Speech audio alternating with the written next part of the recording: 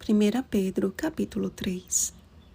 Porque os olhos do Senhor repousam sobre os justos, e os seus ouvidos estão abertos às suas súplicas, mas o rosto do Senhor está contra aqueles que praticam males. Versículo 12. Os conselhos matrimoniais contidos neste capítulo não definem um casamento perfeito, mas incidem luz sobre os cônjuges dispostos a viver as orientações deixadas por Deus. Em uma igreja em ascensão, era comum que muitas mulheres aceitassem a mensagem do Evangelho quando já casadas. E diante do desafio de permanecer firmes na fé, Pedro as exortou não a encher os ouvidos de seus maridos incrédulos com discursos religiosos, mas a conquistá-los por meio do procedimento. Um honesto comportamento cheio de temor era e continua sendo o melhor método evangelístico, principalmente dentro de casa. Uma mulher temente a Deus, trajada de um espírito manso e tranquilo, não significa, contudo, uma mulher desleixada, mas cuja beleza interior reflete no exterior. Seu foco não está em exibir o que é corruptível, mas em respeitar seu marido e esperar em Deus. Sara é citada como exemplo de submissão e de esposa idônea. Pela fé, ela recebeu poder para ser mãe, não obstante o avançado de sua idade, pois teve por fiel aquele que lhe havia feito a promessa. Hebreus capítulo 11, versículo 11. Sua confiança foi honrada, assim como o Senhor tem honrado toda mulher que nele confia. Também o marido, herdeiro da mesma graça de vida, deve desempenhar sua função, levando em consideração os sentimentos de sua esposa, tratando-a com dignidade, para que suas orações não sejam interrompidas. Do relacionamento conjugal, Pedro avançou para o relacionamento fraternal. Como filhos e filhas de Deus, fomos chamados para abençoar, ainda que tenhamos de sofrer por causa da justiça.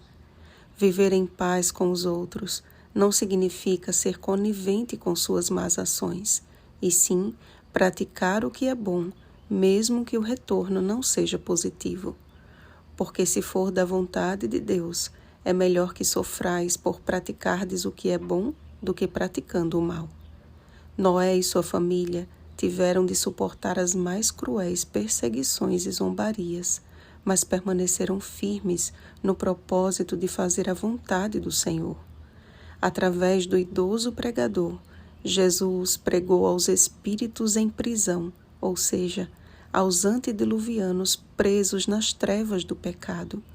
Estiveram frente a frente com a verdade que liberta. João capítulo 8, versículo 32. Enquanto a longanimidade de Deus aguardava. Escolheram, porém, recusar o último chamado de Deus, e poucos, a saber, 8 pessoas, foram salvos através da água. Amados, ainda que venhais a sofrer por causa da justiça, bem-aventurados sois. Simplesmente segui a prática do bem e a paciência. Santificai a Cristo como Senhor em vosso coração, estando sempre preparados para responder a todo aquele que vos pedir razão da esperança que há em vós, com mansidão e temor, com boa consciência, de modo que naquilo em que falam contra vós outros, fiquem envergonhados os que difamam o vosso bom procedimento em Cristo. Confiem que, da mesma forma que o Senhor se manifestou em defesa de Moisés, como, pois, não temestes falar contra o meu servo, contra Moisés? Números capítulo 12, versículo 8. Assim, ele se levantará para fazer justiça aos seus servos atuais. Portanto, não paguem o mal por mal ou injúria por injúria, antes, pelo contrário, bendizei os que vos amaldiçoam, pois para isto mesmo fostes chamados, a fim de receberdes bênção por herança. Oremos, amados. Nosso Pai amado, bendito seja o Senhor, que por sua palavra nos fala, nos exorta, nos repreende e nos instrui na justiça. Ajuda-nos, mediante o agir do Espírito Santo, a sermos homens e mulheres tementes a Ti e que bem Te representem. Abençoa os casamentos do Teu povo, abençoa os relacionamentos da Tua igreja e abençoa os que nos maldizem, pois assim o Senhor nos orienta a fazer. Esvazia o nosso coração do nosso eu e enche-o do Teu amor. Em nome de Jesus. Amém. Vigiemos e oremos. Bom dia, praticantes do bem. Oremos pelo batismo do Espírito Santo. Oremos uns pelos outros. Rosana Garcia Barros.